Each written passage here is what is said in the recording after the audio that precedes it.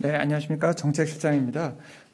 오늘 오후에 마친 17번째 민생토론회 청년의 힘으로 도약하는 대한민국의 주요 결과를 말씀드리기 위해서 브리핑을 갖게 되었습니다. 오늘 토론회는 청년의 힘으로 도약하는 대한민국이라는 주제로 400여 명이 넘는 청년들과 13개 정부 부처가 함께 모여 청년의 어려움을 경청하고 실질적이고 체감도 높은 지원 방안들을 논의하였습니다. 대통령은 청년들이 자신들의 역량을 마음껏 발휘할 수 있도록 하는 것이 바로 국가의 책무임을 강조하고 누구보다 중요한 우리 정부의 국정운영 동반자라고 말했습니다. 청년들은 기득권과 이권 카르텔에 매몰되지 않은 자유로운 존재이기 때문에 일상이 공정하고 정의로운 나라를 만들기 위해서는 이러한 청년들의 시각이 매우 중요하다고 덧붙였습니다. 아울러 대통령은 이러한 청년의 시각을 중요시해서 정부 출범 이후에는 모든 부처에 청년 보좌역과 자문단을 선발했고 청년 인턴제를 확대해 참여의 기회를 보장하고 모든 정부위원회에 청년들을 참여시키겠다고 강조한 바 있습니다. 올해는 전국 지자체위원회까지 청년의 참여를 확대할 계획이라고 밝혔습니다. 대통령은 이어서 청년이 희망을 가질 수 있어야 국가도 미래를 열어갈 수 있다고 말하며 청년들이 걱정 없이 공부하고 일하며 꿈을 키울 수 있도록 하겠다고 밝혔습니다.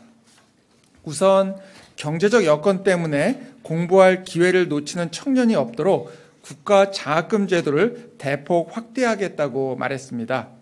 전체 200만 명의 대학생 가운데 현재 100만 명이 국가 장학금을 받고 있는데 수혜 대상을 150만 명까지 늘리겠다고 강조했습니다.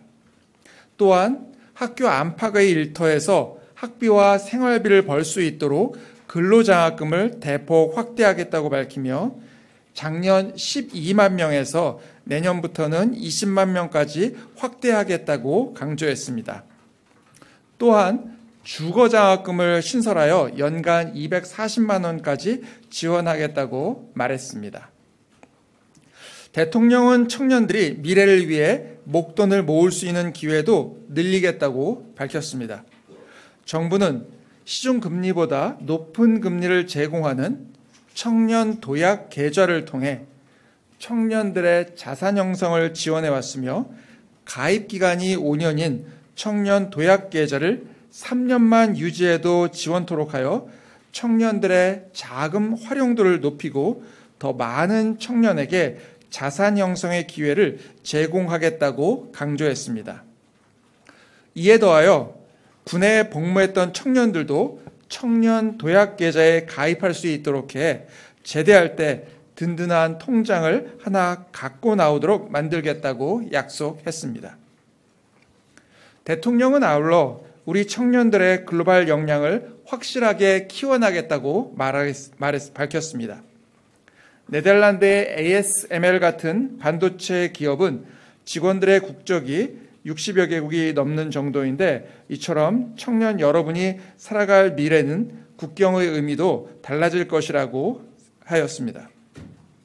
정부는 정상 외교를 통해 여러 프로그램들을 통해 청년의 국제교류 프로그램을 확대해 왔다고 밝혔습니다.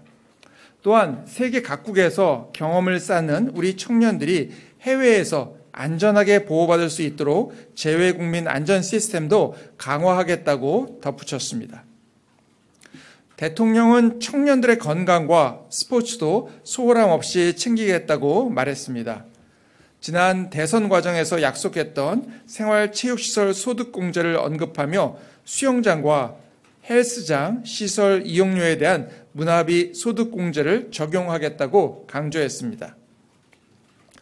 대통령은 이에 더하여 마음 건강도 잘 챙기겠다고 밝혔습니다. 청년들이 비용 부담 때문에 마음 건강을 위한 상담과 치료를 받는데 주저하고 있다면서 청년들이 필요할 때 어려움 없이 상담과 진료 서비스를 받을 수 있도록 지원하겠다고 강조했습니다. 또한 어려움을 겪는 청년 양육자들을 지금보다 더 두텁게 지원하겠다고 강조했습니다.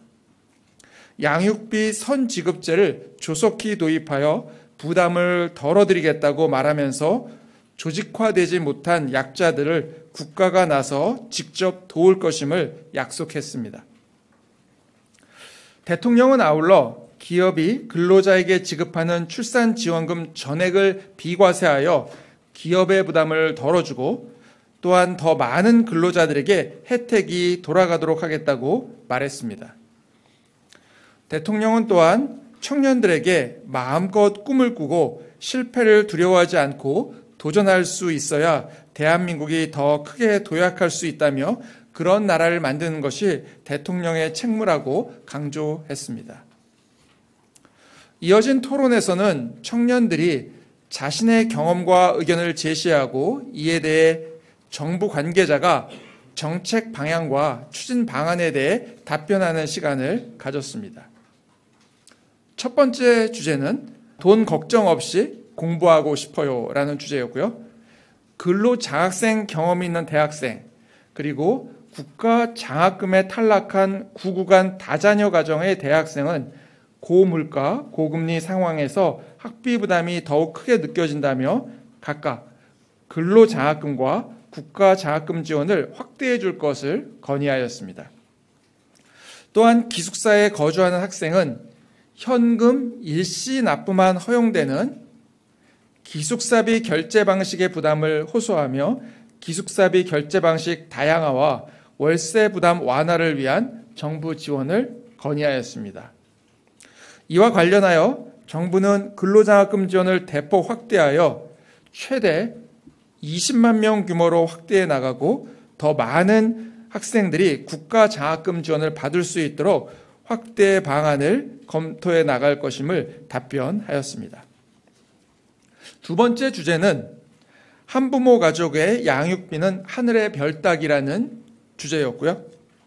한부모로서 육아와 직장을 병행하며 양육비를 받기 위해 고군분투한 경험이 있는 청년들은 국가의 한시적 양육비 긴급지원 제도를 통해 도움을 받았다며 감소를 표하면서 양육비의 선지급 제도가 조속히 도입될 필요가 있다고 건의하였습니다.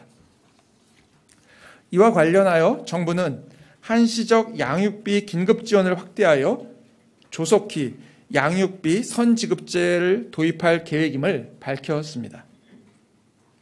세 번째 주제는 한국을 넘어 세계 청년들과 소통하고 싶어요 라는 주제였고요.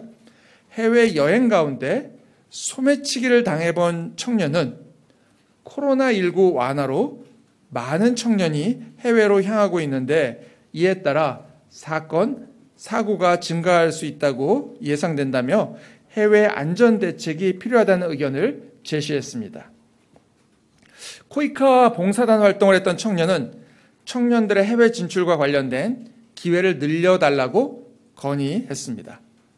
정부는 전 세계 어디서나 우리 국민이 영사 조력을 받을 수 있도록 원스톱 안전여행 시스템을 구축하고 해외 경찰 주재관과 해외 안전 전담 영사, 영사협력원 등을 확대하겠다고 밝혔습니다. 아울러 다양한 해외 교류 사업을 진행하여 해외 청년들과의 교류를 확대하겠다고 답변했습니다. 네 번째 주제는 마음 건강 지원 문턱을 낮춰주세요라는 주제였고요. 취업 스트레스를 호소하는 대학생은 마음 건강 서비스를 받고 싶어도 심리적으로 불안한 사람으로 비춰질까 두렵다면서 부담 없이 서비스를 이용할 수 있도록 정부가 도움 주기를 희망하였습니다. 이에 대해 정부는 스마트폰 메신저를 활용한 정신질환 자가진단과 진단 결과에 따른 마음건강 서비스 상담기관 연계 시스템 구축을 계획 중이라고 답하였고 올해 마음 건강 관련 첫 진료비를 지원할 것이라고 밝혔습니다. 다섯 번째 주제는 왜 문화는 되는데 체육은 소득공제가 되지 않나요? 라는 주제였고요. 운동 관련 컨텐츠를 제작하는 유튜버와 스포츠시설 사업대표는 청년들이 건강한 삶을 영위하기 위해서는 헬스장, 수영장 등 체육시설 이용을 더욱 활성화할 필요가 있다며 관련 지원책 마련을 건의하였습니다. 이와 관련하여 정부는 문화비 소득공제 대상에 수영장, 헬스장 시설 이용료를 포함하는 방안을 금년도 세법 개정에 반영하겠다고 답변하였습니다. 여섯 번째 주제는 더 많은 청년들에게 목돈 마련의 기회를 주세요라는 부분이었고요. 군 복무를 마치고 취업 준비 중인 청년은 청년 도약 계좌에 가입하려고 했으나 거절당한 경험이 있다며 주변 친구들의 경우에도 엄격한 가구소득 요건과 5년이라는 가입 기간이 부담되어 청년 도약 계좌 가입을 주저하고 있다고 소개했습니다. 정부는 장병 급여만 있는 경우에는 청년 도약 계좌 가입이 어려우므로 이를 개선하기 위해 관련 법령 개정을 추진하겠다고 밝혔습니다. 또한 가구소득 요건을 현실화하고 3년 이상 가입한 후 중도 해지한 경우에도 세제 혜택 등을 유지하며 정부 매칭 지원금도 60% 수준에서 지원하는 방안을 추진하겠다고 답변했습니다. 일곱 번째 주제는 출산 장려금까지 원천 징수 당하나요라는 주제로 이루어졌고요. 최근 출산 장려금을 지원받은 직장인은 기업들의 저출산 극복 노력에도 불구하고 세 부담으로 효과가 반감될 것 같다는 우려를 표했습니다. 이에 대해 정부는 파격적인 세제 지원을 약속했고요. 기업은 출산 지원금을 비용으로 인정하고 근로자는 자녀 출생일 2년 이내 지원받은 금액은 전액 소득세 비과세를 위한 법령 개정을 추진하겠다고 밝혔습니다. 대통령은 마무리 발언에서 근로, 국가장학금 지원 대상 확대, 양육비 선지급제를 조속히 도입해 생계를 위협받는 한부모 가정이 없도록 촘촘히 보호할 것을 강조했고요. 인적 교류 사업에 대해 외교부가 각별히 신경 쓰라고 지시하였습니다.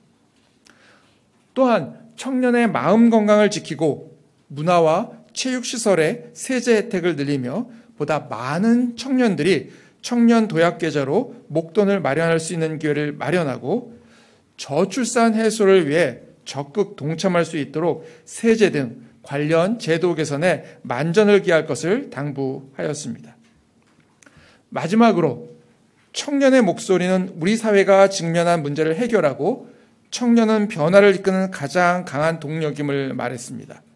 당연하게 여겨왔던 불합리한 관행과 제도를 바꾸는데 청년들이 주도적인 역할을 해야 한다고 강조하며 국정 동반자인 청년 여러분의 창의적인 아이디어와 늘 함께 하겠다고 약속하였습니다.